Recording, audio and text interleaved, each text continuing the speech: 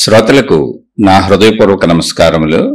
మన శ్రోతలలో ఒక సోదరుడు ప్రశ్నను పంపడం జరిగింది. ఆ ప్రశ్న, మోక్షము కూడా కోరిక కిందకే వస్తుందా? వివరించగలరు?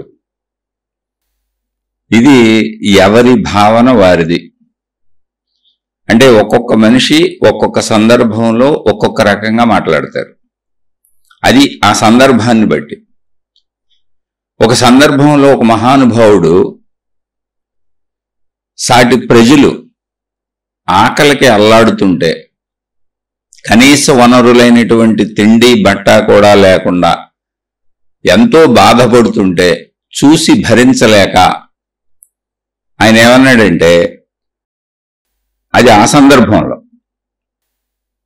నా తోటి సోదర మిత్రులకు సహాయం చేయటం కోసం, అంటే మానవాళికి, నేను 1000 సార్లైనా నరకానికి వెళతాను, ఎన్ని 1000 జన్మలైనా ఎత్తుతాను, నాకు మోక్షం అక్కర్లేదు అన్నాడే.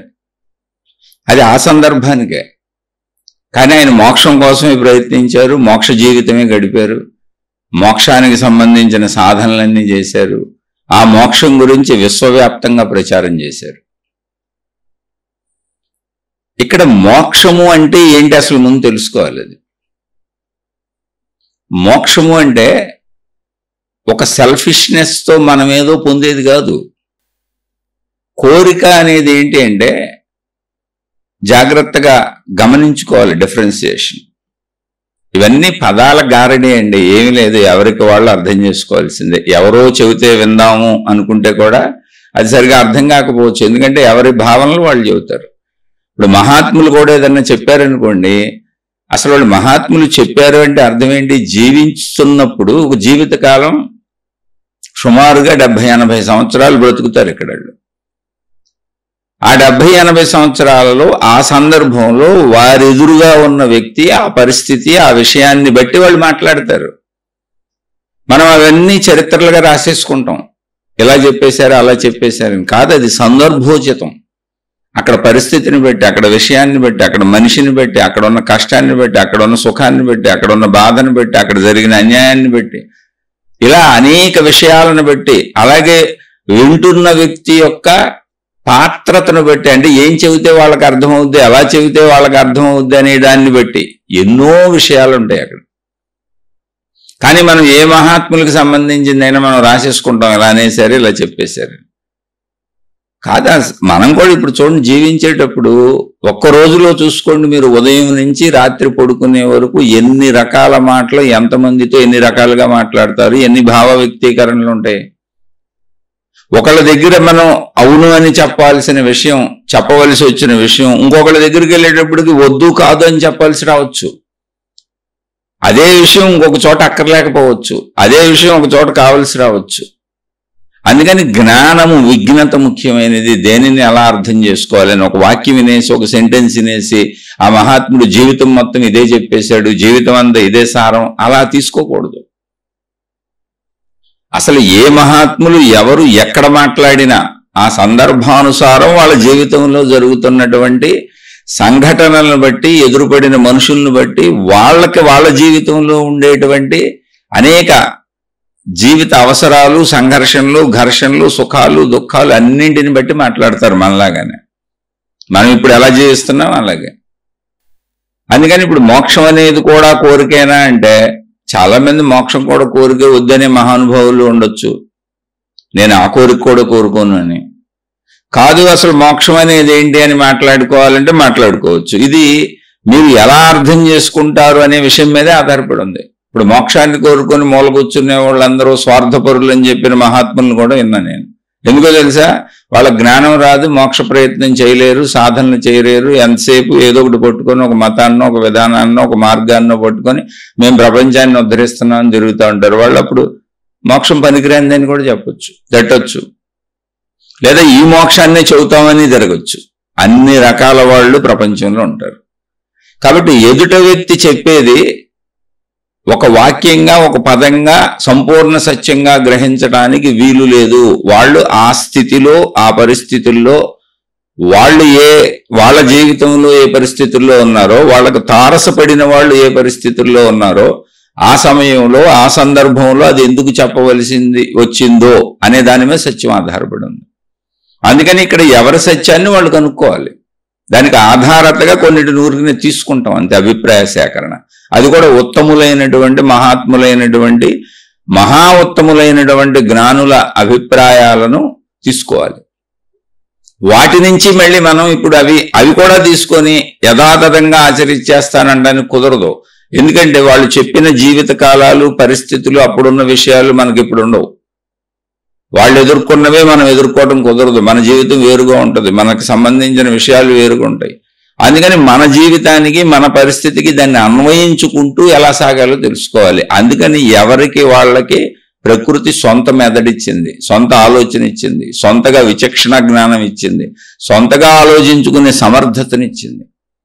తీసుకోండి, మహాత్ములవి, మహాగ్రంథాలు, మహాత్ములవి, గురువులవి, అవధూతలవి, మహర్షులవి, ఋషులవి, ఎవరైతే వాళ్ళే ఉత్తములైనటువంటి వాళ్ళు చెప్పినటువంటివి ఏ రూపంలో ఉన్నా తీసుకోండి. కానీ అవి మీకు సూటబుల్లా కాదా చూసుకోండి.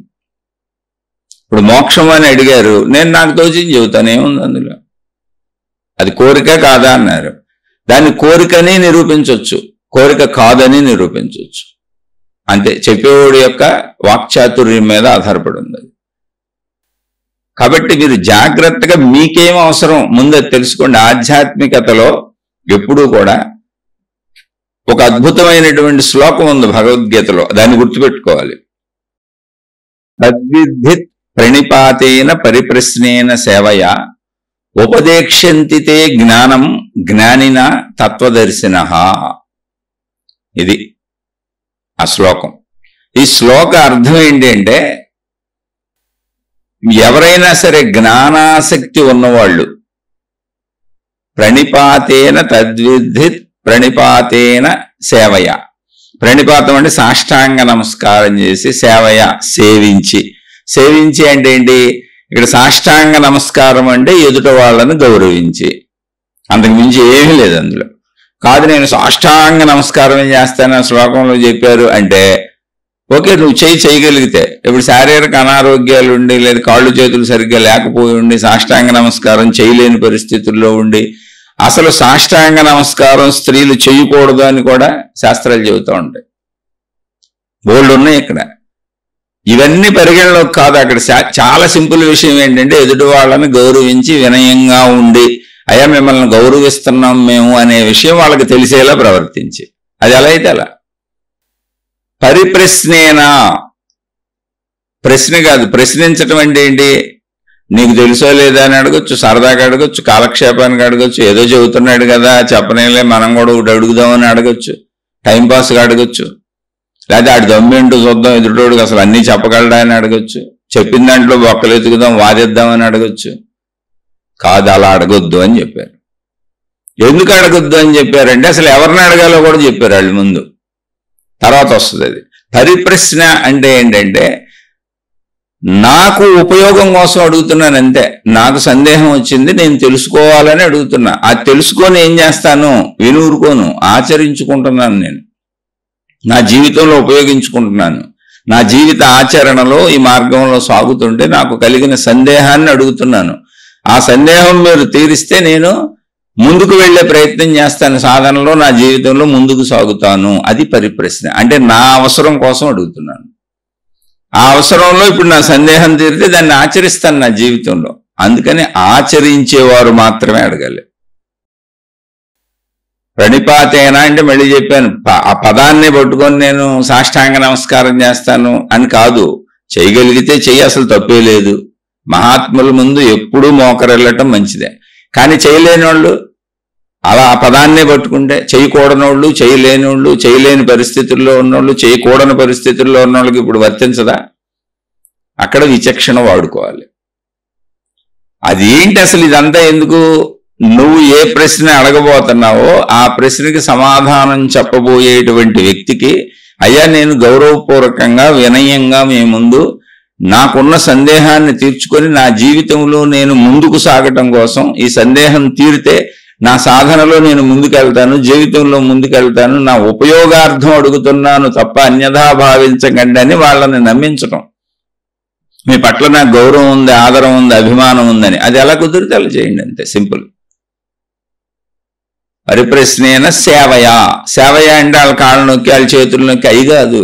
అలా వాటిని ఉపయోగించుకొని ఎవరి కాళ్ళు ఎలా పెడితే అలా చేయించుకుంటున్నారు. డబ్బులు తీసుకొని మాకు సేవలు చేయండి అని, లేదా మా సంస్థలు పెట్టిన సంస్థల్లో సేవలు చేయండి అని, లేదా మాకే సేవలు చేయండి అని. చాలా మంది కాళ్ళు నొక్కించుకున్న వీడియోలు కూడా బయటకు వచ్చేసినాయి. అనేక మంది వీడియోలు తీసి ఆ గురువులు బయట పెట్టేశారు. వీళ్ళు కూడా సేవయానంగానే వెళ్ళి సేవలు చేద్దాం. అలానే గురువుకి సేవ చేయటం, మహాత్ములకి సేవ చేయటం అసలు ఎప్పుడు తప్పు కాదు. మన ఇంట్లో పెద్దవాళ్ళకి సేవ చేయాలి, అవసరమైతే అనారోగ్యంలో ఉంటే చిన్నవాళ్ళకి కూడా సేవ చేయాలి. అది సామాన్యమైన విషయం అది. అంతే తప్ప కాళ్ళు నొక్కడం సేవ కిందకి, నువ్వేదో వాళ్ళకి సపరీలు చేయడం సేవ కిందకి రాదు. ఇక్కడ సేవయ పరిప్రశ్నేన ప్రణిపాతేన పరిప్రశ్నేన సేవయ అంటే వాళ్ళ పట్ల గౌరవాన్ని నువ్వు అనేక రకాలుగా, మనిషి ఎన్ని రకాలుగా వ్యక్తీకరించవచ్చో అంత వినయ స్వభావంతో వ్యక్తీకరించి, అది ఎవరికి ఎలా కుదిరితే అలా. ఇప్పుడు సేవ చేయలేనని ఉంటాడు, కుంటైన ఉంటాడు, గుడ్డైన ఉంటాడు, కళ్ళైన ఉంటాడు, అనేక రకాల వాళ్ళు ఉన్నారు ప్రపంచంలో. వాళ్ళు అడగొద్దా, వాళ్ళు జ్ఞానం తెలుసుకోవద్దా, వాళ్ళు మోక్షం పొందొద్దా, లేదా వాళ్ళు సాధన చేయొద్దా, వాళ్ళు జీవించొద్దా, వాళ్ళకి ఆధ్యాత్మికత వద్దా అంటే అందరికీ కావాలి. అందుకని నువ్వు ఎలా చేయగలవు అలా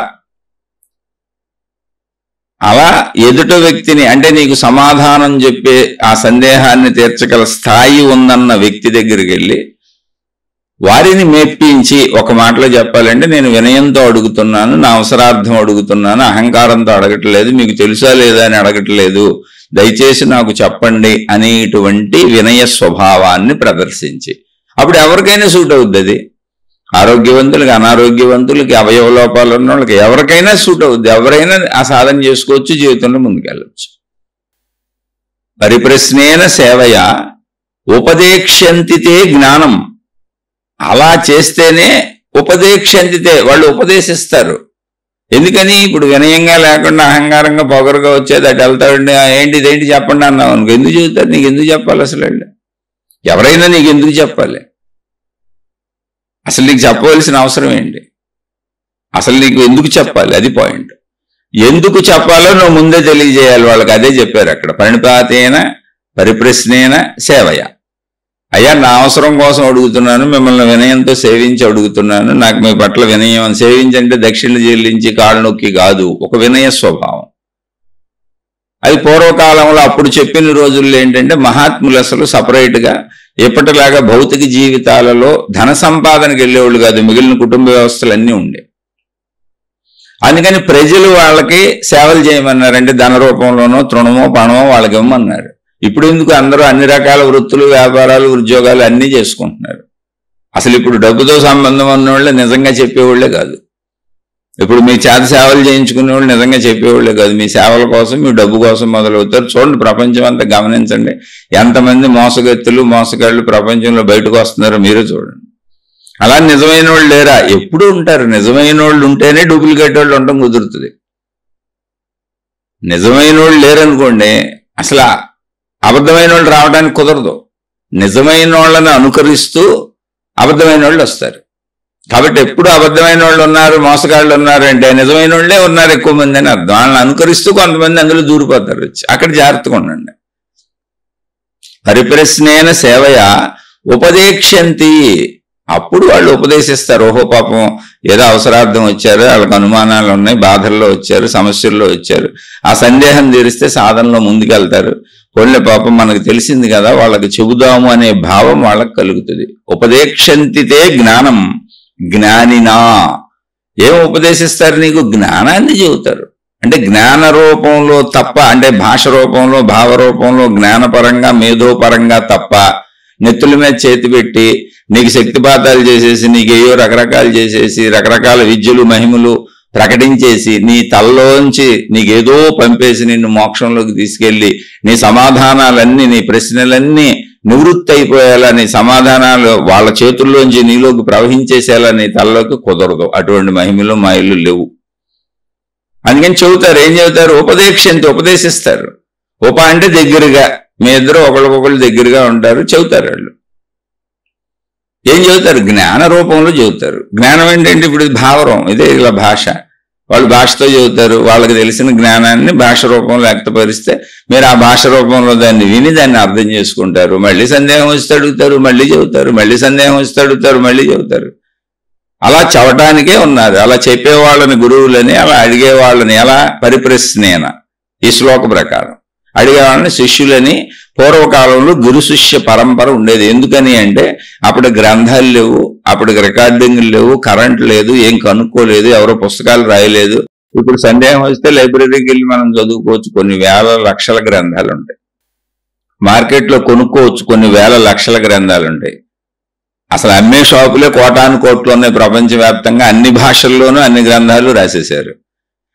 అన్ని దేశాలలోనూ లైబ్రరీలోనే వ్యవస్థ ఉంది. ఎప్పటి నుంచో వేదకాలం నుంచి వస్తున్నటువంటి, వేదకాలము అంటే మానవ జాతి ఆధ్యాత్మికతను, అంటే నేను అనంత ఆత్మశక్తిని అనేటువంటి ఆత్మజ్ఞానాన్ని, ఆధ్యాత్మిక చదువుని అనుభవంగా గ్రహించిన మొదటి రోజు నుంచి, ఎప్పుడు గ్రహించారో అప్పటి నుంచి ఇప్పటి వరకు ఉన్న సంపద అంతా జ్ఞాన సంపద అందించబడుతూనే ఉంది కోటాను కోట్ల సంవత్సరాల నుంచి.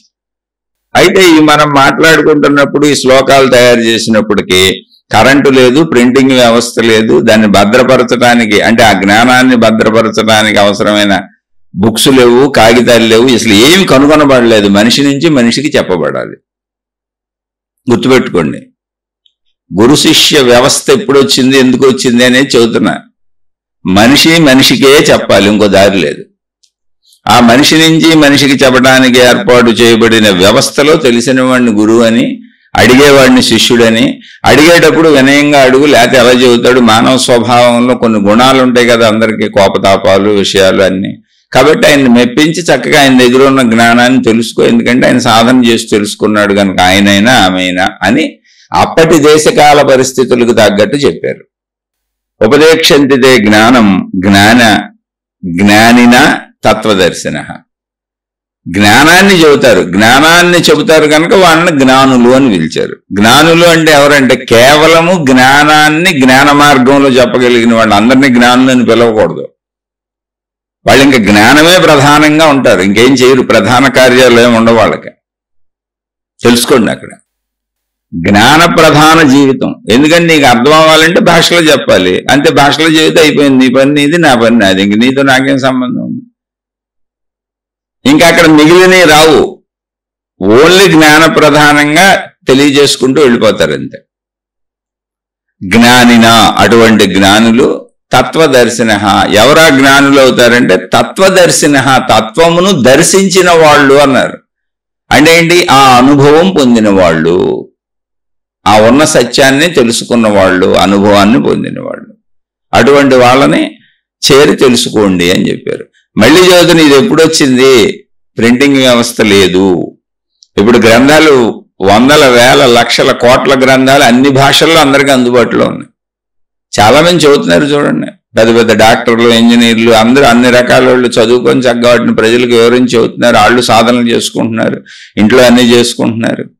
ఎంతో మంది ఎన్నో చేస్తున్నారు. చెప్పాక మళ్ళీ ఈ గ్రూపులో రకరకాల వాళ్ళు దూరిపోతారు. ఎప్పుడూ కూడా గుర్తుపెట్టుకోండి, శరీరపరమైనటువంటి క్రియలు ఏమి చేసినా అది భౌతికమే. అది మీరు దైవీపరంగా చేస్తారా, లేదా మీ వృత్తి ఉద్యోగ వ్యాపారాలు కుటుంబ పరంగా చేసుకుంటారా, ధనపరంగా చేసుకుంటారా, ఏదైనా చేయండి, శరీరంతో చేసేది ఏదైనా భౌతికమే.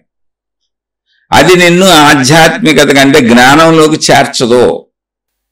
ఇక్కడ మోక్షము అంటే ఎందుకు ఇది చెబుతున్నానంటే, అసలు మోక్షం అంటే ఏంటో మీకు తెలియాలి. మోక్షము అంటే ఏంటంటే నువ్వు శరీరానివి కాదు. నువ్వు శరీరానివి కాదు అంటే మళ్ళీ అర్థం ఏంటి? శరీరం కాదా నేనంటే కాదు.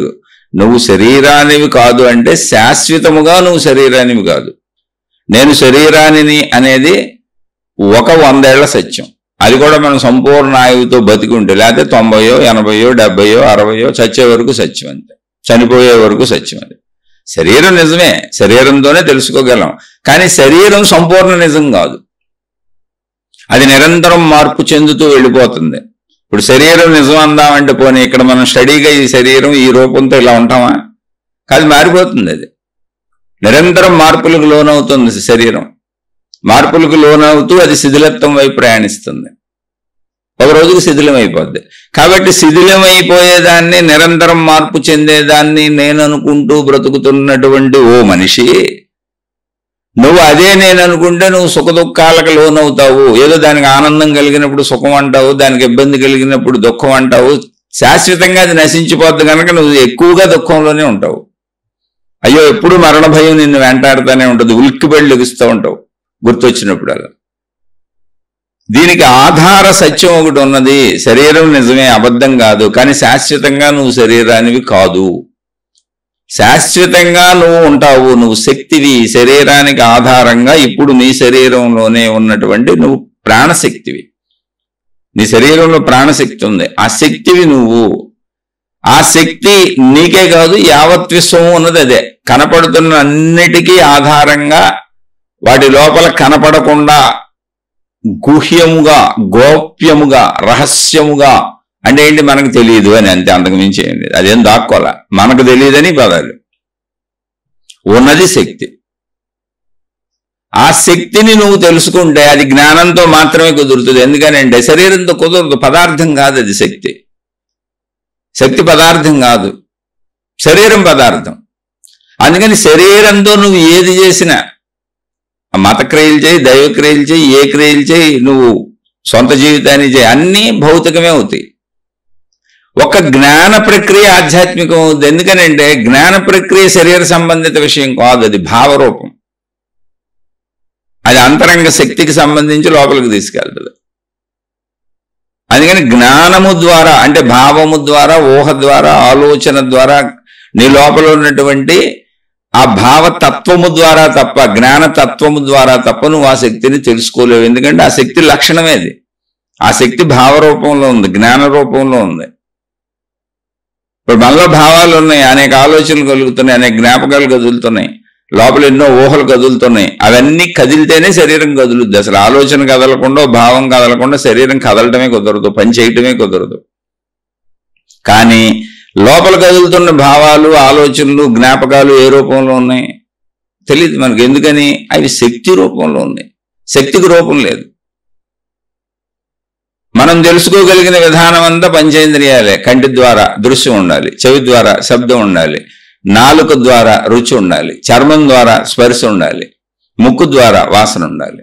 ఇంకా మనం తెలుసుకోలేం. ఇందులో ఏది ఉండాలన్నా అక్కడ పదార్థం ఉండాలి. అక్కడ విషయము పదార్థము లేకుండా ఈ ఐదులో ఏది దొరకదు. కానీ శక్తి అలా లేదు. ఈ ఐదింటికి ఆధారంగా ఉంది.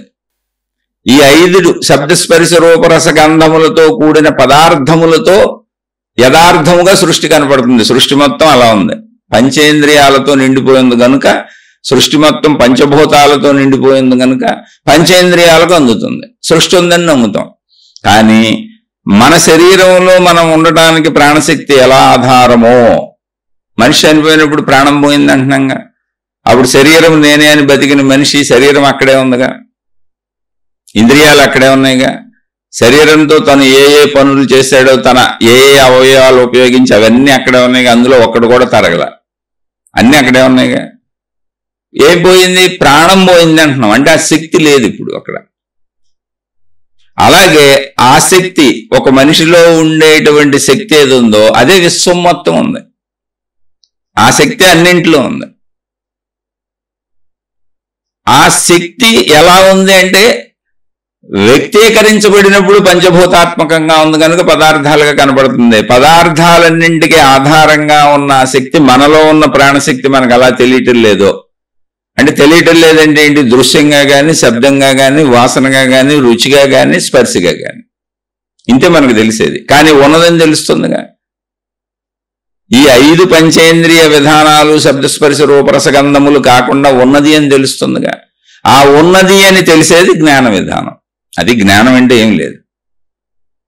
ఇంద్రియాలతో సంబంధం లేకుండా తెలుస్తున్నదంతా జ్ఞానం. శరీరంతో సంబంధం లేకుండా తెలుస్తున్నదంతా జ్ఞాన విధానం. అక్కడ ఇంద్రియాలు లేవు. ఎక్కడ తెలుస్తుంది అది? ఇప్పుడు లోపల తెలుస్తుంది. ఇంద్రియాలు ఎక్కడ ఉన్నాయి? బయటకు ఉన్నాయి. కన్ను బయటకు చూస్తుంది, చెవి బయటే వింటది, నోరు బయటకు మాట్లాడుతుంది, నాలుగు బయట నుంచి వచ్చినట్టు రుచి తెలుసుకుంటుంది, వాసన బయట నుంచి గ్రహిస్తాం, స్పర్శలన్నీ బయట నుంచి గ్రహిస్తాం. కానీ జ్ఞానం ఎక్కడ తెలుస్తుంది? లోపల తెలుస్తుంది. నేనున్నానని నాకు ఎక్కడ తెలుస్తుంది? లోపల తెలుస్తుంది. నాకు ఈ కోరిక పుట్టిందని ఎక్కడ తెలుస్తుంది? లోపల తెలుస్తుంది. నాకు ఈ ఆలోచన పుట్టింది ఎక్కడ తెలుస్తుంది? లోపల తెలుస్తుంది. నాకు ఈ భావం పుట్టింది ఎక్కడ తెలుస్తుంది? లోపల తెలుస్తుంది. నాకు ఈ భయం పుట్టింది ఎక్కడ తెలుస్తుంది? లోపల తెలుస్తుంది.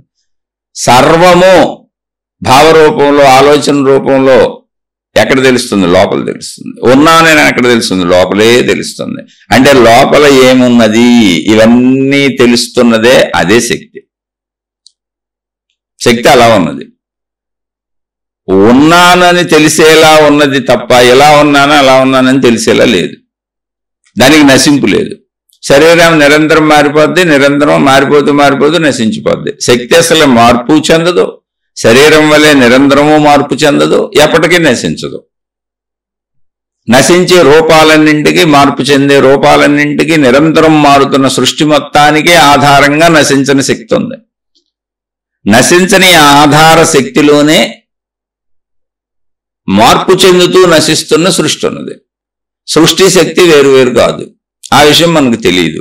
కనుక నేను శరీరం అని బ్రతుకుతున్నటువంటి ఓ మనిషి, నువ్వు శరీరం అని బ్రతుకు పూర్తయ్యే లోపల, అంటే మరణం వచ్చే లోపల నిరంతరం మార్పు చెందుతున్నటువంటి ఈ శరీరాన్ని గమనించుకుంటూ, నీ చుట్టూ ఉన్న సృష్టిని గమనించుకుంటూ, నీలా నీ చుట్టూ ఉన్న సృష్టిని గమనించుకుంటూ, నీకు ఆధారమైనటువంటి ఆ శక్తి ఏదున్నదో, నీ లోపల ఏదున్నదో దాన్ని తెలుసుకునే ప్రయత్నం చేయి. నువ్వు శక్తివని తెలుసుకుంటే అది నీ శాశ్వతత్వము, నీకు నశింపు లేదు. అప్పుడు శరీరం నశించినా నువ్వు బాధపడవు, భయపడవు, దుఃఖపడవు, ఇబ్బంది పడవు. ఎందుకని అంటే శరీర నశింపు సహజము, ఏమవలేదు. పంచభూతాల ద్వారా ఏర్పడినటువంటి శరీరము పంచభూతాలలోనే కలిసిపోయింది, ఎక్కడికి వెళ్ళలేదు. అది ఎక్కడి నుంచి వచ్చిందో అక్కడికి వెళ్ళిందండి. శక్తిలోంచి వచ్చి శక్తిలోకి వెళ్ళింది. ఆ విషయం నీకు అర్థమవుతుంది. కాబట్టి శక్తి భావనలోకి వెళ్ళు అని చెప్పారు. ఆ శక్తి భావనని పొందినటువంటి స్థితిని, శక్తి భావన ఎక్కడ దొరుకుద్ది, ఏ రూపంలో దొరుకుద్ది? కేవలము జ్ఞాన రూపము. శరీరంతో కుదరదు, మీరు అర్థం చేసుకు తీరాల్సిందే. మీరు శరీరంతో చేసే క్రియలన్నీ పదార్థ క్రియలు, అవి బయట యథార్థములే. మళ్ళీ శరీరంతో క్రియలు చేయొద్దు, బతకొద్దు, చెందొద్దు, సంసారాలు వదిలేండి, ఎలాంటివి పెట్టుకోపోకండి. అది చాలా పిచ్చితనం, వెరితనం. శరీరము లేకపోతే శక్తిని తెలుసుకునే ఛాన్స్ కూడా లేదు. శరీరం ఉండాలి అంటే నువ్వు దానికి ఉన్నటువంటి పంచేంద్రియములకు సంబంధించిన పంచేంద్రియ అవసరాలు ధర్మంగా మంచిగా తీర్చవలసిందే. లేకపోతే నీ శరీరమే నీకు ఎదురు తిరుగుతుంది, నీ మనసే నీకు ఎదురు తిరుగుతుంది. నీ శరీరం, నీ మనసు నిన్ను ఏ పని సక్రమంగా చేయనివ్వు, నీకు శాంతి ఉండదు. నిరంతర దుఃఖాలలో ఓలలాడిపోయేవాళ్ళు, కష్టాల్లో, బాధల్లో, కన్నీళ్లలో ప్రపంచంలో మగ్గుతున్న వాళ్ళందరూ కూడా వాళ్లే. శరీర భావనలో చిక్కుకుపోయి తమ శరీరమే తమకు ఎదురు తిరిగేలా, తమ ఇంద్రియాలే తమకు ఎదురు తిరిగేలా, తమ జ్ఞానమే తమకు ఎదురు తిరిగేలా, తమ బుద్ధే తమకు ఎదురు తిరిగేలా, తమ తెలివే తమకు ఎదురు తిరిగేలా, మొత్తం తమకు సంబంధించినటువంటి తమ వ్యవస్థని, తమ శారీరక, మానసిక, ప్రజ్ఞాపరమైనటువంటి అన్ని రకాల వ్యవస్థల్ని తమకు వ్యతిరేకంగా తయారు చేసుకున్నారు. కారణం భౌతిక ప్రపంచం నిజం అనుకొని ఆ భౌతిక ప్రపంచంలో ఉన్నటువంటి డబ్బు పిచ్చినో, వ్యసనాల పిచ్చినో, కోరికల పిచ్చినో ఎక్కించుకొని ఆ వస్తువులు, ఆ కోరికలు తీర్చుకోవటం కోసం, ఆ విషయాలు పొందటం కోసం ఆ పిచ్చితో సాగుతూ తమకు తామే వ్యతిరేకులై తమ శరీరాన్ని, తమ మనసుని, తమ బుద్ధిని మొత్తంగా సమస్తంగా తమను తాము ఎవరికి వారే సర్వనాశనం చేసుకుంటున్నారు. అంటే నా ప్రజ్ఞ నాకే ఎదురు తిరుగుతుంది, నా మనసు నాకే ఎదురు తిరుగుతుంది, నా మనసు నాకే దుఃఖాలు కలిగిస్తుంది, బాధలు కలిగిస్తుంది, నా శరీరం నాకే అనారోగ్యాలు తెస్తుంది, నా మనసు నన్నే భయపెడుతుంది. ఇదంతా నా ప్రజ్ఞ నాకు వ్యతిరేకంగా, నేను నాకు వ్యతిరేకంగా పనిచేయటమే. దానికి కారణం ఏంటి? అతి కోరికలు, అతి ఆలోచనలు, అన్ని అత్యాశలే. సహజత్వం పోయింది. సహజత్వం ఏంటి? శరీరం ఉన్నమాట నిజమే, అందులో అబద్ధమే ఉంది. దానికి కావలసిన పంచేంద్రియ కోరికలు, ఆ పంచేంద్రియ కోరికలు తగుమాత్రంగా చక్కగా అన్ని తీర్చు. ఎలా తీర్చాలో ధర్మం ముందు నేర్చుకో. ఆ ధర్మం చెప్పు, దానికి ధర్మాన్ని వింటూ ఉండు, మంచిని వింటూ ఉండు, మంచిని తెలుసుకుంటూ ఉండు. చక్కగా లోకరీతిలో మనమే ఏర్పరచుకున్నటువంటి, మానవులే ఏర్పరచుకున్నటువంటి ధర్మ సూత్రాలు ఏమున్నాయో వాటిని పాటించు. నీ మనసు నీకు అన్నిటినీ చెప్పుద్ది, నీ బుద్ధి నీకు అన్నిటినీ చెబుతుంది. అతి లాలసతో, అతి ఆశతో, అత్యాశ దురాశగా మారిపోయి దుర్మార్గాలతో, అన్యాయాలతో, అక్రమాలతో నువ్వు వెళ్ళినప్పుడు నీకు నువ్వే ఎదురు తిరుగుతావు. అంతే, నీకు నువ్వే హాని చేసుకుంటున్నావు. నీ సమస్త శక్తులు నీకు ఎదురు తిరుగుతాయి. దానికి కారణం నువ్వు ఆశను, అత్యాశను, అతి కోరికల్ని, దురాశల్ని పెంచుకోవటం. అంతే. అంటే నీకు నువ్వే హాని చేసుకుంటున్నావు, ఎవరో నీకు హాని చేయట్లా. మన సర్వ శారీరక మానసిక అనారోగ్యాలకి, మన సర్వ సమస్యలకి, కుటుంబిక సామాజిక సర్వ సమస్యలకి మనమే కారణం. మన బుద్ధి, మన ఆలోచన, మన ప్రజ్ఞ పనితీరు అలా ఉంది.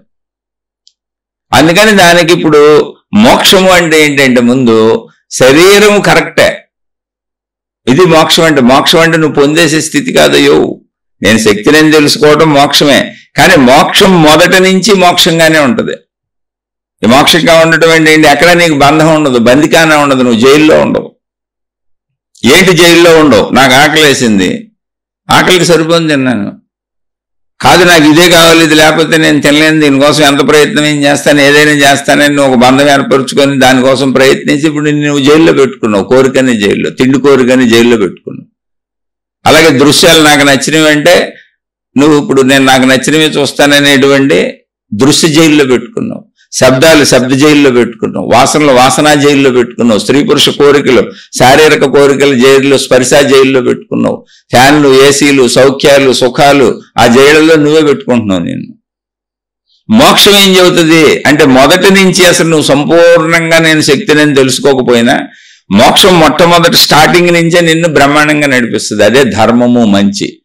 అంటే మోక్షము యొక్క సంపూర్ణత్వం ఏంటి అంటే నేను అనంత ఆత్మశక్తిని అన్న ఎరుకను పొందటాన్ని సంపూర్ణ మోక్షం. అది మోక్షం యొక్క మొదటి తత్వం ఏంటి? మోక్ష మార్గంలో ప్రయాణించేటప్పుడు మొదటి అడుగు ఏంటి ఆ వైపు ప్రయాణంలో అంటే మంచి ధర్మము. మంచి ధర్మము మోక్షము యొక్క సంపూర్ణత్వం. అంటే ఇంక నేను మోక్ష ప్రయాణంలో చిట్ట చివరికి చేరుకున్నాను, రోడ్ ఎండింగ్ వచ్చేసింది, పొందేశాను మోక్షాన్ని. అంటే ఏంటంటే నేను అనంత ఆత్మస్వరూపుడను, స్వరూపరాలను అన్న ఎరుకను పొందాను. నేను శక్తి స్వరూపుడనని దృఢంగా నాకు అనుభవం అయింది. నేను శక్తి స్వరూపురాలనని దృఢంగా నాకు అనుభవం అయింది. అది మోక్షము యొక్క చిట్ట చివరి స్థితి. మోక్షము యొక్క మొట్టమొదటి స్థితి ఏంటి? మొదటి అడుగు ఏంటి? ఆ రోడ్డులో మొట్టమొదటి అడుగు ఏంటి? ఆ దారిలో, ఆ రోడ్డులో, ఆ సాధనలో, ఆ మార్గంలో మీరే పేరైనా పెట్టుకోండి. అంటే మంచి ధర్మము. అప్పుడు నువ్వు మొదటి నుంచి మోక్షంలోనే ఉంటావు. మోక్షం అంటే విడుదల. మోక్షం అనే పదానికి సరైన అర్థం విడుదల. అంటే నేను ఎక్కడా బంధింపబడి లేను అని. విడుదల అంటే ఏంటి? జైల్లో పెట్టారు మనిషిని. ఇప్పుడు ఆ మనిషి ఏం కోరుకుంటాడు? విడుదల కోరుకుంటాడు. ఎందుకని? జైల్లో అన్ని రూల్సే ఉంటాయి, తన ఇష్ట ప్రకారం ఉండటం కుదరదు. లోపల పెట్టి తాళాలు వేసేసారు, అంత లెక్కే తిరగాలి. అలానే అన్నీ ఉన్నాయి. నిద్రపోవచ్చు, కాలకృత్యాలు తీర్చుకోవచ్చు, భోజనాలు పెడతారు, అన్నీ ఉంటాయి. కానీ నీ ఇష్ట ప్రకారం నువ్వు స్వేచ్ఛగా జీవించడానికి ఉండదు. ఎవరో చెప్పినట్టు నువ్వు జీవించాలి. అక్కడ జైలు అంటే అది. వాళ్ళు నిర్దేశించినట్టుగా జీవించాలి నువ్వు. కానీ నీకు అక్కడ వసతులు ఉన్నాయి, పడుకోవటానికి ఉంది, నిద్రపోవచ్చు, తినడానికి ఉంది, కాలకృత్యాలు తీర్చుకోవటానికి ఉంది, నువ్వు బతకటానికి అవసరమైన అన్నీ ఉన్నాయి. కానీ నీ ఇష్ట ప్రకారం జీవించేలా కుదరదు. అక్కడ స్వేచ్ఛ లేదు నీకు. మోక్షం అంటే ఏంటో తెలుసా? స్వేచ్ఛ. నేను ఎక్కడ ఏ రకంగానూ బంధింపబడి లేను. బంధింపబడి లేను అంటే ఇది లేకపోతే నేను తినలేను అన్నాడు, నువ్వు బంధింపబడే ఉన్నావు. ఇవి కట్టుకోకపోతే నేను భరించలేను, ఇప్పుడు నాకు ఇష్టమైనవి కట్టుకోవాలంటే నువ్వు బంధింపబడే ఉన్నావు. ఇంత డబ్బు లేకపోతే నేను బతకలేను అన్నావు అంటే నువ్వు బంధింపబడే ఉన్నావు. ఏ విషయాలలో అయినా ఇవి నన్ను ఇబ్బంది పెడుతున్నాయి, బాధ పెడుతున్నాయి, కష్టపెడుతున్నాయి, ఇవి లేకపోతే నేను ఉండలేకపోతున్నాను అని శబ్దస్పర్శ రూపరసగంధములే కాక ఇంకెన్నో ఏర్పాటు చేసుకున్నాం మనం. సెల్ ఫోన్ల నుంచి, వాచీల నుంచి, ఉంగరాల నుంచి, డ్రెస్సింగ్ స్టైల్స్ నుంచి కోటాను కోట్లు తయారు చేసుకున్నాం. ఇళ్ళు కట్టుకోవటం, వాహనాలు కొనుక్కోవటం. ఇవేవి లేకపోయినా నేను అసంతృప్తిగా ఉన్నాను అంటే ఎక్కడెక్కడ నువ్వు అసంతృప్తికి గురవుతున్నావో, ఎక్కడెక్కడ నువ్వు నిరాశకు గురవుతున్నావో, ఎక్కడెక్కడ నువ్వు చికాకుకు గురవుతున్నావో, ఎక్కడెక్కడ నువ్వు అసహనానికి గురవుతున్నావో, ఎక్కడెక్కడ నీకు సంతోషం లేదో, ఎక్కడెక్కడ నీకు ఆనందం లేదో అన్ని ప్రదేశాలలోనూ నువ్వు బంధింపబడి ఉన్నావు అని అర్థం. మోక్షం ఏం చేస్తుందంటే ఆ ప్రదేశాలన్నింటిలోనూ మొదటి నడక నుంచే నీకు మోక్షాన్ని ఇస్తూ ఉంటుంది. నాకు ఉన్నదంతా సంతృప్తిగా ఉంటాను, ఆకలేసింది, ఇప్పుడు ఈ ఉన్నాయి తిని హాయిగా ఉంటాను. మోక్షం అది నేర్పుద్ది, మంచిగా ఉండు. ఇప్పుడు నీకు తినటానికి ఆకలికే కావాలి తప్ప ఇది లేకపోతే నేను మానేస్తాను అనేది నీ మూర్ఖత్వం. అది ఒక వ్యసనం, రుచి వ్యసనం కదా అది. అలా నీకు నచ్చితే తిని దొరికినప్పుడు తిను, దొరకపోతే మానేయకు. ఎవరిని బాధ పెట్టుకో, ఎవరిని కష్టపెట్టుకో, నిన్ను నువ్వు అసలు కష్టపెట్టుకోకు. ఎందుకని అంటే నువ్వు ఏ రుచికరమైంది తినాలనుకున్నా అది ఆకలి కోసం అనేటువంటి సూత్రాన్ని మర్చిపోకు అని మొదటి సూత్రాన్ని గుర్తు చేస్తుంది. ఆకలికి తినటం, ఆ తినటం ద్వారా బ్రతకటం. అలా అన్నింటిలోనూ ప్రాథమిక మొదటి సూత్రాన్ని చెబుతుంది. అక్కడ ధర్మము మంచి, అన్ని విషయాలు అదే చెప్పుద్ది. ఇప్పుడు కళ్ళు ఉన్నది బ్రతకటానికి, చూసుకుంటూ బ్రతకటానికి. నేను అన్ని రకరకాలు చూసి 24 గంటలు చూసి ఉన్న కళ్ళు పోగొట్టుకుంటాను అంటే నాకు అది వ్యసనం అయిపోయింది. చూడకుండా ఉండలేను, గేమ్లు ఆడకుండా ఉండలేను, మొత్తానికి ఈ కళ్ళతో నిరంతరం ఏదో ఒకటి చేస్తానే ఉంటాను.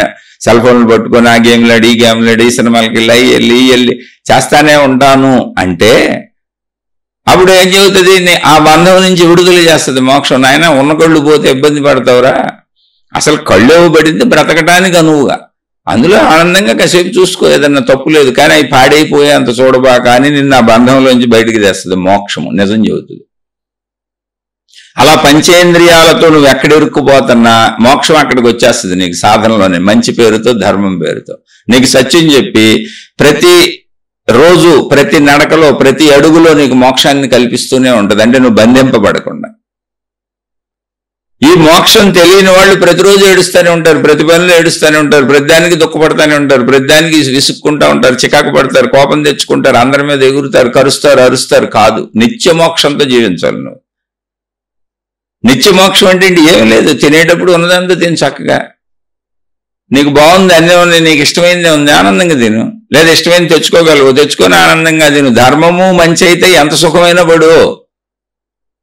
ఒకవేళ ఆ ధర్మము మంచిలో సుఖం దొరకలేదు, మనసు పొరుగెడుతుంటే అప్పుడు మోక్షం మంచి వచ్చి, ధర్మం వచ్చి నిన్ను వెనకలాక్కొచ్చి మోక్షంలో పెడుతుంది, నువ్వు బంధింపబడబాక అని.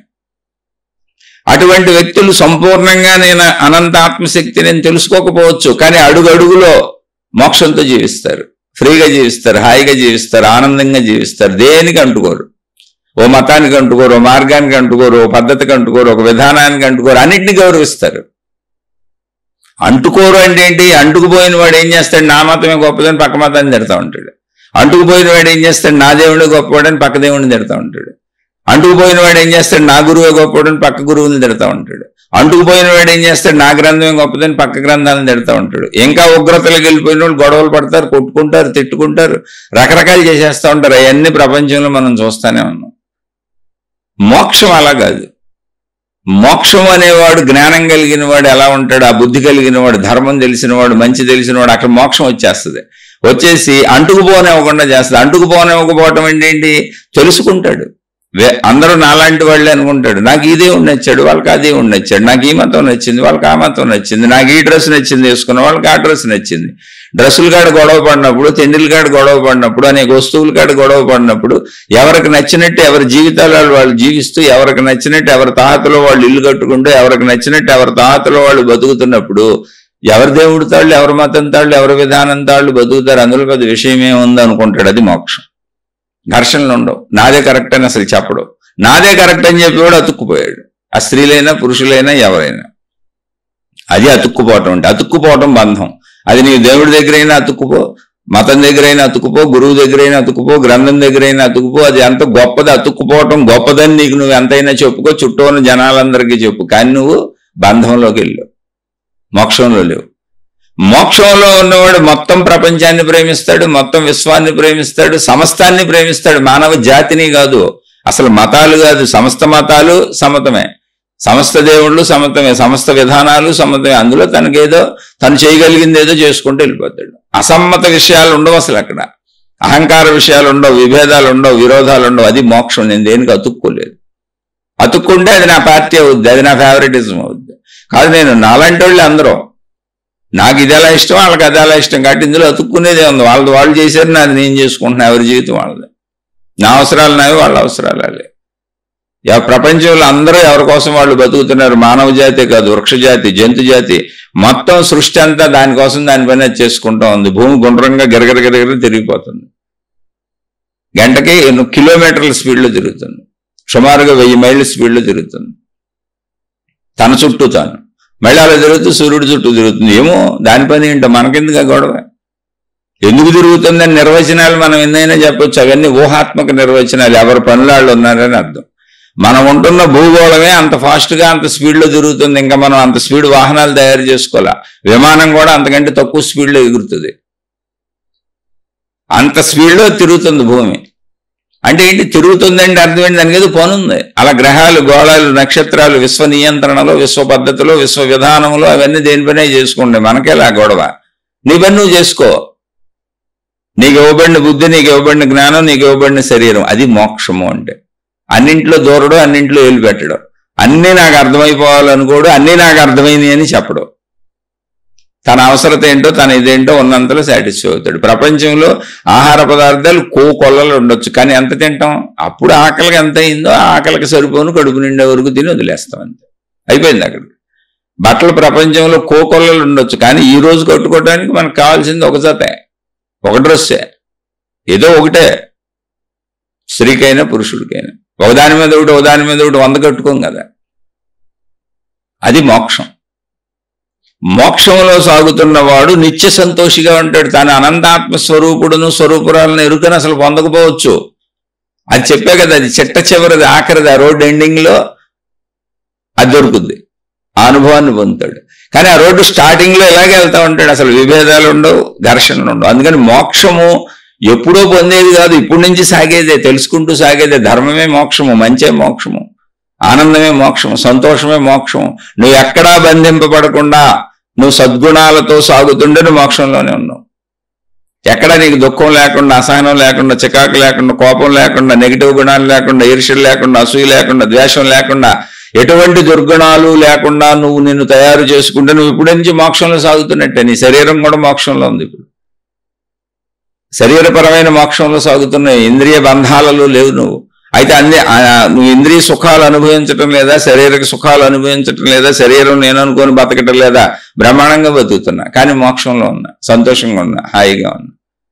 ఈ మోక్షం అలా ప్రయాణించి నన్ను నేను తెలుసుకుంటూ, నేను శక్తిని తెలుసుకుంటూ సాగే సాధనా ప్రయాణంలో చిట్ట చివరికి నేను శక్తిని తెలుసుకుంటా.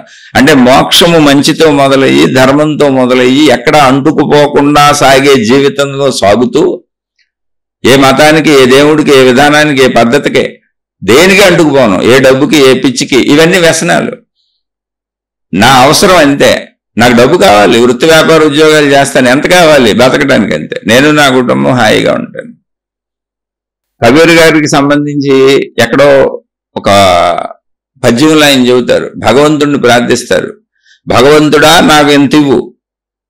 ఎంత అంటే, నేను ఇంత తిని నా ఇంటికి వచ్చినటువంటి అతిథికి అన్నం పెట్టగలిగినంత చాలు నాకు అంత అన్నాడు.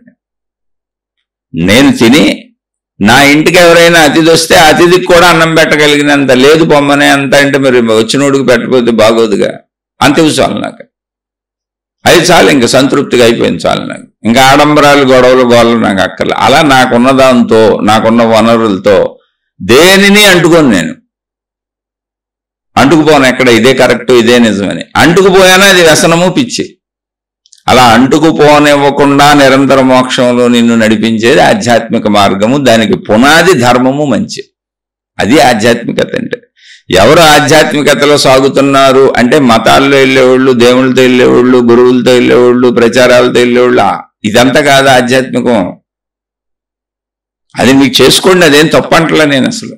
ఎవరికి నచ్చింది వాళ్ళు చేసుకోండి, పాటించుకోండి. కానీ ఆధ్యాత్మికంలో ఏది ఆధ్యాత్మికము, ఎవరు ఆధ్యాత్మికంలో వెళ్తున్నారంటే ఎవరు తమ అంతరంగములో దేనిని అంటుకోకుండా, ఏది వ్యసనం చేసుకోకుండా, అవసరాలన్నీ తీర్చుకుంటూ సుఖ సంతోషాలతో సాగుతున్నారో, కుటుంబ జీవితంలో హాయిగా సుఖ సంతోషాలతో సాగుతున్నారో, ధర్మాలు నిర్వర్తిస్తున్నారో, బాధ్యతలు నిర్వర్తిస్తున్నారో, అయినా దేనిని అంటుకోకుండా, వ్యసన పరులు కాకుండా, పిచ్చెక్కించుకోకుండా ఎవరు సాగుతున్నారో వాళ్ళు ఆధ్యాత్మికులు, ఆధ్యాత్మిక మార్గంలో సాగుతున్న వాళ్ళు.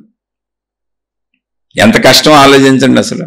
ఒక కుటుంబం ఉంది, నేనున్నాను, నా కుటుంబం ఉంది, నా ఇల్లు ఉంది, నాకు డబ్బు కావాలి, ఇవన్నీ చేసుకోవాలి, వృత్తి వ్యాపార ఉద్యోగాలు చేయాలి, పిల్లల్ని చదివించుకోవాలి, కుటుంబాన్ని చూసుకోవాలి, ఇవన్నీ చేస్తూ నేను ధర్మంగా మంచిగానే ఉంటాను, దేనికి అంటుకోను, నా ధర్మాలు నిర్వర్తిస్తాను.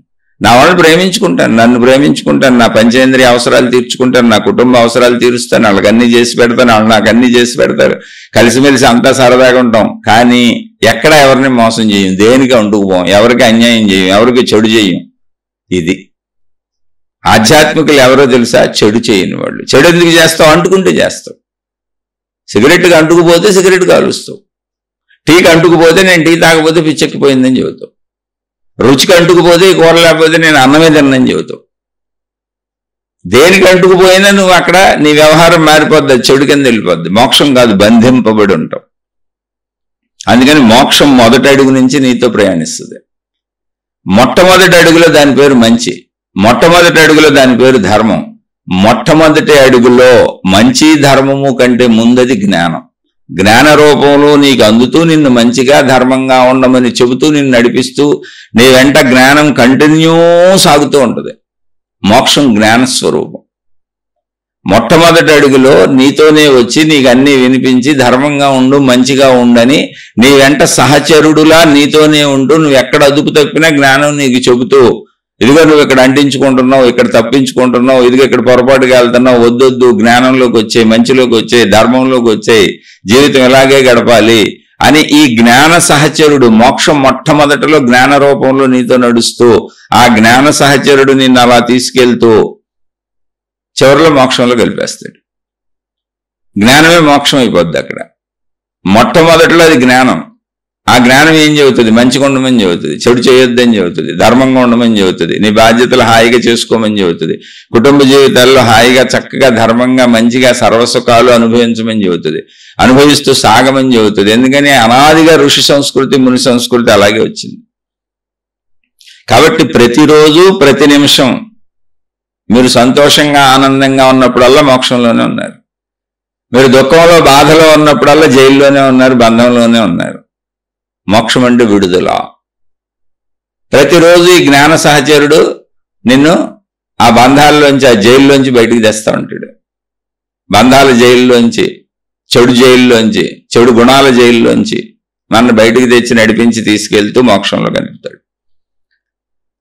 అందుకని ముందు మోక్షాన్ని అర్థం చేసుకోండి. మోక్షం ఎప్పుడో వచ్చేది కాదు, ఎక్కడో పొందేది కాదు. ఇప్పుడు ఈ నిమిషం మనం జీవించే జీవన విధానంలో శరీరపరమైనటువంటి కుటుంబ జీవితంలోనే మోక్షంతో మొదలవుతుంది, మోక్షంతో సాగుతుంది. జ్ఞానం మొదలై మంచిని ధర్మాన్ని చెబుతూ నడిపించి తీసుకెళ్తుంది. అలా నడిపించి తీసుకెళ్తూ అంతరంగంలోకి తీసుకెళ్లి సాధన చేయిస్తుంది. అన్ని జ్ఞాన సహచరుడు నీతో ఉంటాడు చివరి వరకు. అలా నడిపిస్తూ నడిపిస్తూ మోక్షం. మోక్షం అంటే ఏంటి? నేను అనంత ఆత్మశక్తిని అన్నప్పుడు విశ్వవ్యాప్తమైన భావన చేత శరీరపరమైనటువంటి భావబంధాలన్నీ కూడా నశించినాయి. అంటే అది నిన్ను ఎప్పటికీ బంధించలేదు. ఎందుకంటే నీ అసలు స్వరూపం నీకు తెలిసిపోయింది. శరీరం ఉంది, నువ్వు జీవన్ముక్తుడివి, శరీరం ఉంది, నీకు కావలసినవి తింటావు, నువ్వు పెట్టినవి తింటావు, బతుకుతావు. నువ్వేమిప్పుడు నేను జీవన్ముక్తుడిని కదా అని ముక్కు మూసుకు చచ్చిపోరు ఎవరో. శరీరక రక్షణ అన్ని చేసుకుంటారు, కాలకృత్యాలు తీర్చుకుంటారు, శరీర అవసరాలన్నీ తీర్చుకుంటారు. కానీ ఎప్పుడు సంతోషంగా హాయిగా ఉంటారు. ఎందుకంటే ఇక శరీరం వాళ్ళని బంధించలేని స్థితికి వెళ్ళిపోయారు. ఎందుకని? నేను శరీరం కాదు, నేను అనంత ఆత్మశక్తిని అన్న ఎరుకను పొందేశారు. ఆ ఆత్మశక్తికి, ఆ శక్తిగా వెళ్ళిపోయినప్పుడు సర్వవ్యాపకంగా ఉన్నది నేనే, నాకు భేదమైనది, విభేదమైనది, విభిన్నమైనది అసలు ఈ సృష్టిలో లేదు అన్న అనంత ఏకత్వ భావన వారి హృదయంలో చేరిపోయింది. శరీర నశింపులు అసలు వాళ్ళకి విషయం అవ్వవు. ఎందుకంటే నశించే శరీరం తనలోనే కలుస్తుంది, పుట్టే శరీరం తన నుంచే వస్తుంది. అటువంటి అనంత ఆత్మశక్తి యొక్క ఎరుక కలుగుతుంది. ఇప్పుడు ఇక బంధించటాలు, బంధకానాలు లేవు. సర్వము తానే అయిన వాడిని ఎవడు బంధించగలడు? ఇక్కడ ఎలా బంధించడం కుదురుతుంది? అన్నీ తానే, పదార్థములు తానే, మనుషులు తానే, వస్తువులు తానే, సృష్టి అంతా తానే, ఉన్నదంతా ఏకశక్తే.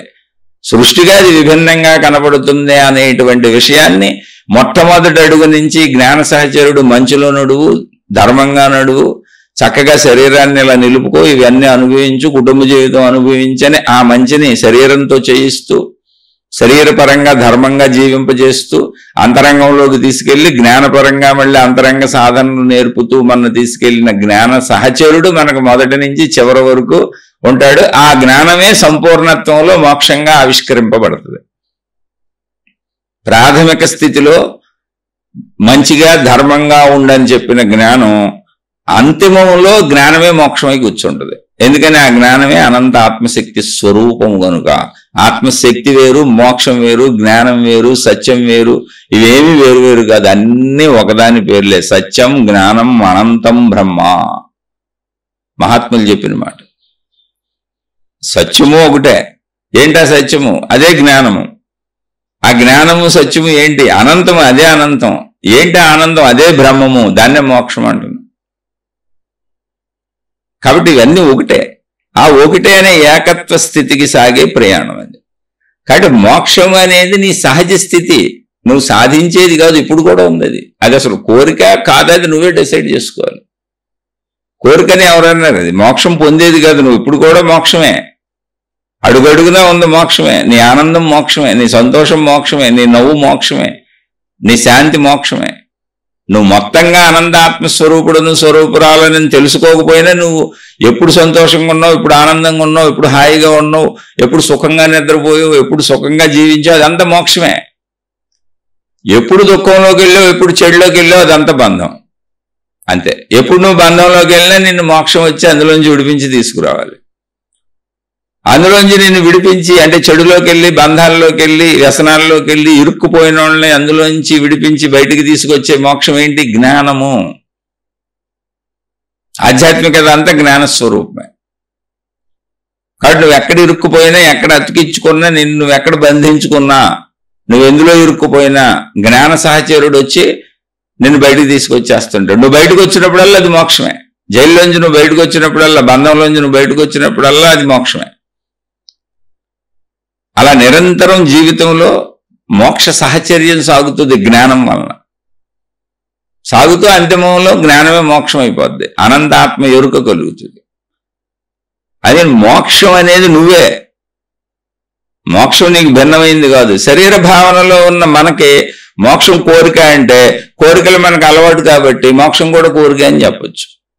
ఎక్కడ? శరీర భావనలో. నువ్వు అన్ని కోరుకుంటాంగా, మనం, నువ్వు నేను అందరం అన్ని కోరుకుంటాంగా. అది కావాలి, ఇది కావాలి, డబ్బు కావాలి, బతకడానికి ఏంటి, ధర్మంగానైనా మంచిగానైనా నిరంతరం ప్రయత్నించి కోరుకుంటానే ఉంటాం. అధర్మానికి వెళ్ళం, మంచిగానే ఉంటాం, మంచి బ్రతుకే బతుకుతాం. ఓకే, అయినా అప్పుడు కూడా కోరుకుంటానే ఉంటాం, ఇది కావాలి, అది కావాలని. అప్పుడు మంచిగా కోరుకుంటాం, ధర్మంగా కోరుకుంటాం, కానీ కోరికేగా. కాబట్టి శరీర స్థితిలో నువ్వు ఉన్నప్పుడు, నేను శరీరమని నువ్వు భావించుకుంటున్నప్పుడు, ఈ దేహమే నేనని అనుకుంటున్న మనుషులందరికీ మోక్షం కోరికే కాదు. ఈ శరీరం సామాన్యమైనది, దీనికి ఆధారమైనది శక్తి.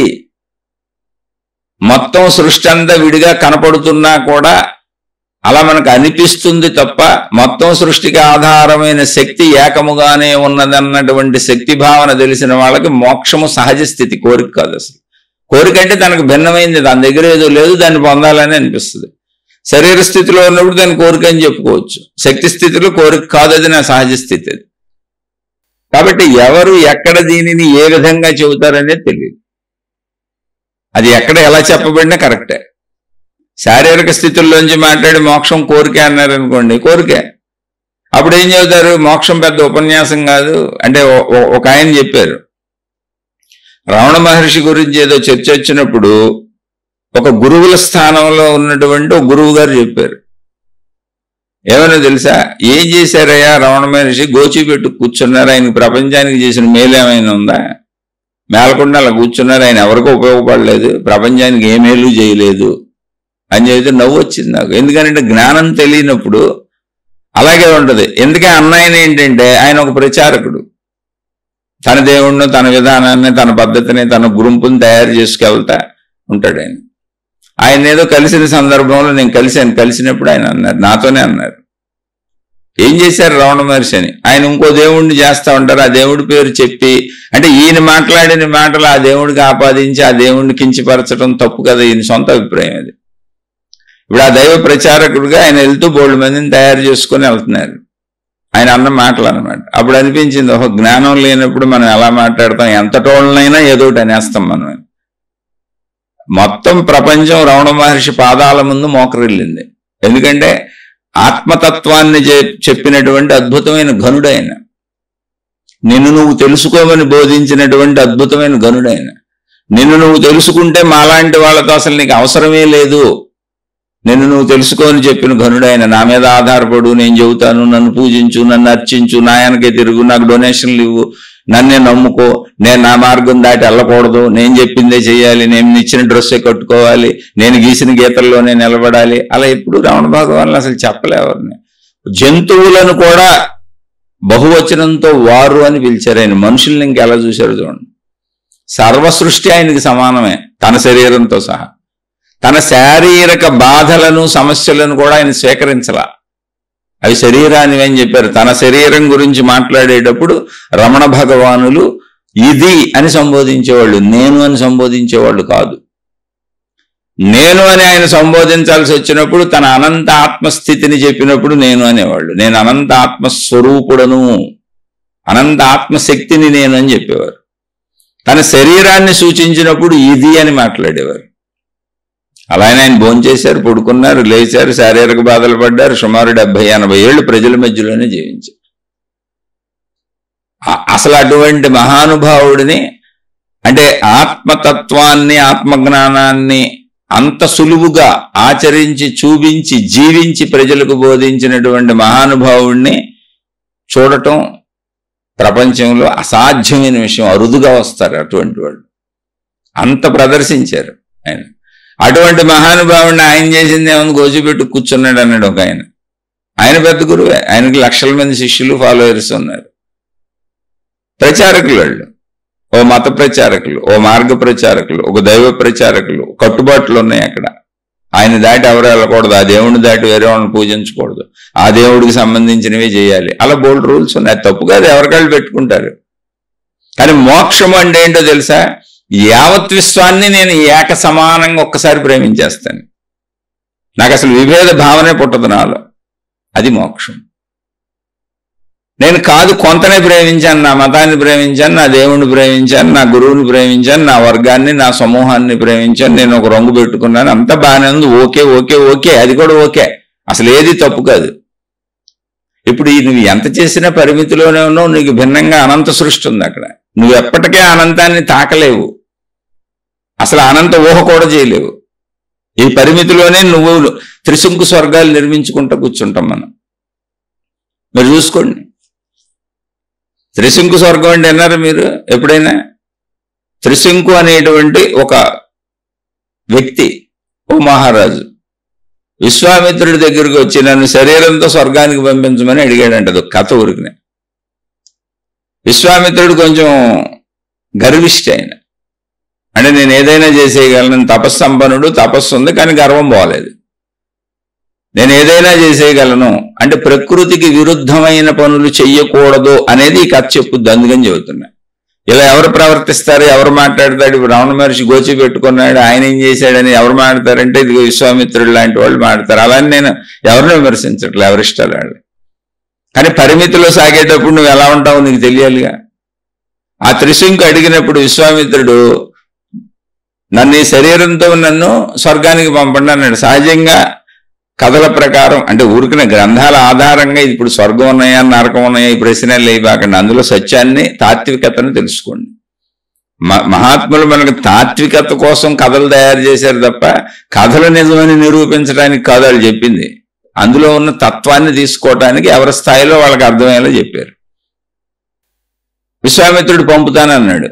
ఒరిజినల్గా ఏంటి, స్వర్గం నరకం వేరువేరుగా ఉంటే చనిపోయిన తర్వాత చనిపోయిన మనుషుల శరీరం ఇక్కడే ఉంటుంది, వాళ్ళలో ఉన్నటువంటి సూక్ష్మ శరీరాన్ని తీసుకెళ్తారు. ఇది మామూలుగా పురాణాలు, ఇతిహాసాల్లో ఉన్నది. అంటే సృష్టి ధర్మం అది. ఈ శరీరంతో వెళ్ళటం కుదరదు. అది ప్రామాణికంగా కథలో చెప్పబడిన విషయం, దాన్ని మళ్ళీ పీక్కోబాకండి, తత్వం అర్థం చేసుకోండి అంతే. అప్పుడు దానికి విరుద్ధంగా, అంటే సృష్టికి విరుద్ధంగా మరణించిన వాళ్ళు మాత్రమే, పుణ్యం చేసిన వాళ్ళు స్వర్గానికి, పాపం చేసిన వాళ్ళు నరకానికి వెళ్ళాలి. ఇది సృష్టి సూత్రం. ఆ సూత్రానికి భిన్నంగా విశ్వామిత్రుడికి ఎంత అహంకారం వచ్చిందంటే, నాకు తపశ్శక్తి ఉందని, నేను పంపేస్తాను నిన్ను స్వర్గానికి వెళ్ళిపోమని, ఆయన తపశ్శక్తి అంతా ఆయనకి దారిపోసి స్వర్గానికి వెళ్ళిపోమన్నాడు. ఆయన శరీరంతో స్వర్గానికి వెళ్ళిపోతున్నాడు. స్వర్గంలో వాళ్ళు అక్కడ దేవేంద్రుడు, వీళ్ళంతా స్వర్గాధిపతి దేవేంద్రుడు కదా, ఆయనకి అధిపతి రాజు ఆయన. అయ్యా ఇలా శరీరంతో ఒకడు వచ్చేస్తున్నాడు, మన విశ్వామిత్రుడు పైకి పంపేశాడు అని చెప్పారు. అంటే దేవతలు మనకంటే గొప్పోళ్ళు అనేది కాబట్టి వాళ్ళకి అన్ని విషయాలు తెలుస్తూ ఊరిన విషయం తెలుసుకోండి అంతే. వెంటనే వాళ్ళు అదేంటి శరీరంతో ఎలా వస్తాడు, శరీరంతో రాకూడదు కదా స్వర్గానికి, తోసిపారేయండి అండి అన్నాడు. అంటే స్వర్గం దాకా వెళ్ళాడు, పైదాకా వెళ్ళడానికి వాళ్ళు తిప్పి కిందకు తోసిపారేశారు. స్వర్గంలోకి ఎలా వస్తావా, శరీరంతో రావటం కుదరదు, అవతల పోని. మళ్ళీ రయ్యని కిందకు వచ్చేస్తున్నాడు భూమి మీదకి. ఇటు నుంచి ఈయన తపశక్తితో పైకి తోశాడు, అటు నుంచి దేవతలు వాళ్ళ సృష్టి శక్తి ఏదుందో, నియమం ఏదుందో ఆ నియమం ప్రకారం కిందకు తోశారు. వాళ్ళకేం విరోధం లేదు, ఆ నియమం ప్రకారం కిందకు తోశారు. ఇప్పుడు అతను రయ్యమని మళ్ళీ కిందకు వచ్చేస్తున్నాడు. వస్తుంటే విశ్వామిత్రుడు చూశాడు, పంపిన ఆయన ఈయనే కదా, ఆయన కూడా చెప్పి అరిశాడు. ఇద్దరు ఎలా మాట్లాడుకున్నారని అడగబాకండి, అది కాదా. అయ్యా నన్ను తోసేశారు, రానివ్వట్లేదు, నేను కిందకు వచ్చేస్తున్నాను, మరి నా పరిస్థితి ఏంటి, స్వర్గానికి పంపుతానని మాట ఇచ్చావు కదా అన్నాడు. అప్పుడు ఆయన తన తపశ్శక్తితో ఈ కిందకి భూమి మీదకి కిందకి తిరిగి వస్తున్నాడు. అంటే తల కిందకు ఉంది, ఆ తిరగేసి అతన్ని అక్కడే ఆపేసి, ఎక్కడున్నాడో అక్కడే ఆపేసి మధ్యలో, అంటే అటు స్వర్గానికి ఇటు భూమికి మధ్యలో ఆకాశంలో ఆపేసి యథాతథంగా ఇంకో స్వర్గాన్ని సృష్టించి ఇచ్చాడు ఆయనకి. ఇది కూడా స్వర్గమే, నువ్వు స్వర్గాన్నే కదా అడిగావు, ఈ స్వర్గంలో ఉండు అని. మొత్తం అక్కడ స్వర్గం ఎలా ఉంటుందో అలాగే ఒక స్వర్గాన్ని సృష్టించి ఇచ్చాడు. కాకపోతే అక్కడ దరిద్రం ఏంటంటే అక్కడ స్వర్గంలో దేవతలు దేవుళ్ళు అన్ని రకాలు ఉంటాయి. ఈయనకి తినుబండారాలు గినుబండారాలు స్వర్గం అంటే ప్రాంతాన్ని సృష్టించాడు కానీ మనుషులు లేరు, ఈయన ఒక్కడే ఉంటాడు. త్రిశంకు స్వర్గం అంటే అది. ఎటు కాకుండా అక్కడ ఏలాడుతూ ఉండిపోయాడు.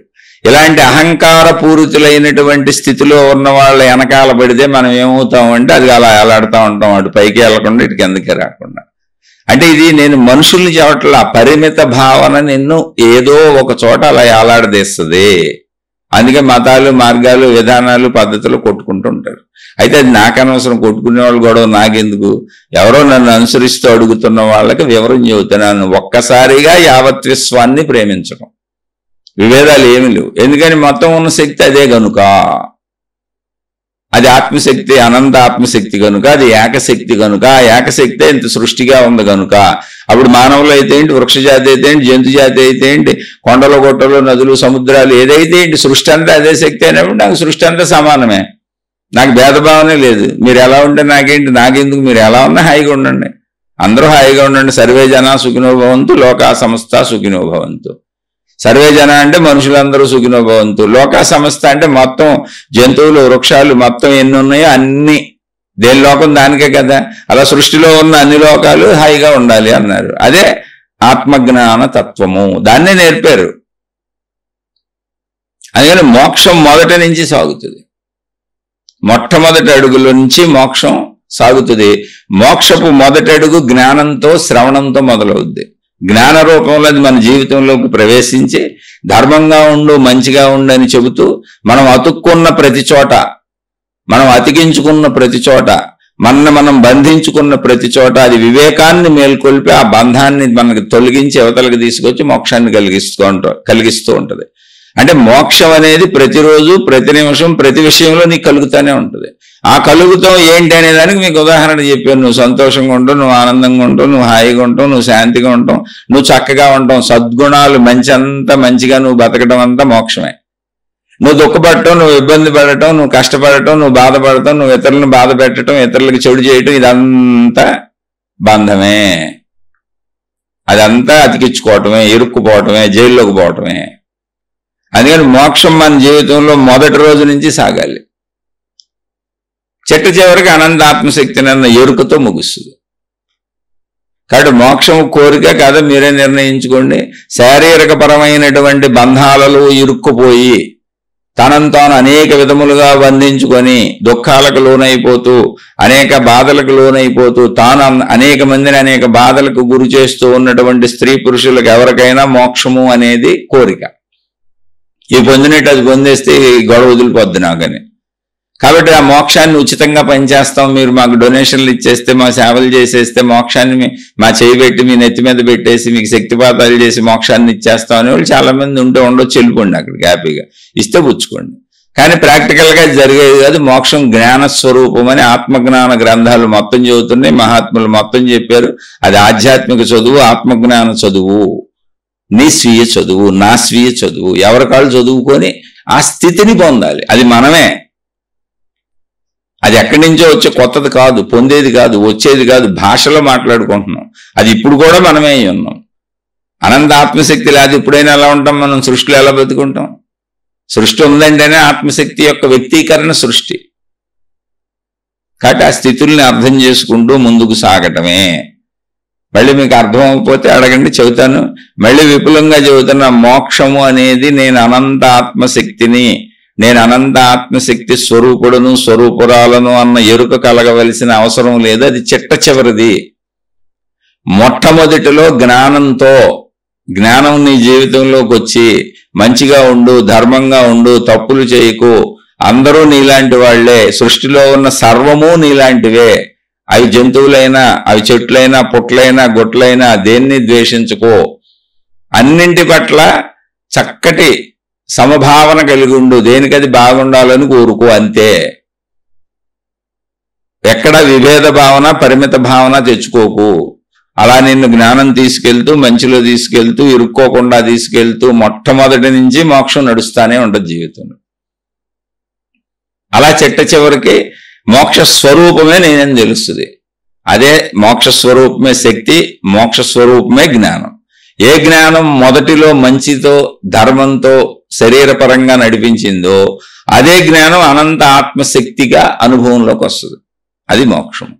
ఇంకా ఏమైనా సందేహం ఉంటే అడగండి, మళ్ళీ దాన్ని బట్టి చెప్పుకుందాం. అడిగిన వారికి అర్థమవుతుంది అని నేను భావిస్తున్నాను. నాకు తెలిసినంత చెప్పే ప్రయత్నం చేశాను. ఈ చెప్పే తీరులో నేను చెప్పిన ఉపమానాలు కానీ, నేను మాట్లాడిన మాటలు కానీ ఎక్కడైనా ఎవరినైనా నొప్పించున్నా, ఎవరికైనా నచ్చకపోయినా, నేను తప్పు చెప్పానని మీకు అనిపించినా, లేదా మీ హృదయాలకు బాధ కలిగించినా నేను క్షంతవ్యుడును, నన్ను క్షమించండి, నేను సామాన్యుడును. మోక్షము అనే దానిని, అనంతతత్వము అనే దానిని సామాన్యులకు అర్థమయ్యేటువంటి విధంగా చెప్పే ప్రయత్నంలో కొన్ని భాషా పదాలు వాడాను. మీకు చాలా మందికి నచ్చకపోవచ్చు. నచ్చకపోతే నేను సామాన్యుడిని, నన్ను క్షమించి వదిలేయండి. నచ్చి అర్థమైన వాళ్ళు మీ జీవితంలో మీరు ఆచరించుకోండి. శుభమస్తు. మీకు, మీ కుటుంబ సభ్యులకు మేలు చేకూరుగాక. మరలా మరొక కొత్త శీర్షికతో కలుసుకుందాం. నాకు ఎవరి మీద ఎటువంటి విభేదములు లేవు. ఎందుకని అంటే అనంత ఆత్మశక్తి అనే మాట ఎప్పుడైతే మాట్లాడామో సర్వము శక్తిమయమే అన్నప్పుడు పరిమిత భావన ఉండరాదు అని నేనే చెబుతున్నా. అంతా బాగుండాలి. సర్వే జనా సుఖినో భవంతు, లోకా సమస్త సుఖినో భవంతు అన్నప్పుడు అన్ని మతములు, అందరు దేవుళ్ళు, అన్ని విధానాలు, అన్ని పద్ధతులు, అందరు గురువులు అందరూ అందులోకి వచ్చారు. ఈ పరిమితత్వంలో ఇరుక్కుపోయిన వాళ్ళ కోసం మీకు విషయం అర్థం అవడానికి ఉపమానాలు చెప్పానంతే. కాబట్టి ఆత్మతత్వం ఎప్పుడూ అందరినీ ప్రేమించేదే, అందరినీ గౌరవించేదే, అందరి పట్ల ఎరుక కలిగి ఉంటుంది. అది మొత్తాన్ని ఊకుమ్ముడిగా ఒక్కసారిగా ప్రేమించటమే అనంతాత్మతత్వము, గౌరవించటమే అనంతాత్మతత్వము, అంతా బాగుండాలని కోరుకోవటమే అనంతాత్మతత్వము. అదే మోక్షము. శుభమస్తు. మరలా మరొక కొత్త శీర్షికతో కలుసుకుందాం. మీకు, మీ కుటుంబ సభ్యులకు మేలు చేకూరుగాక.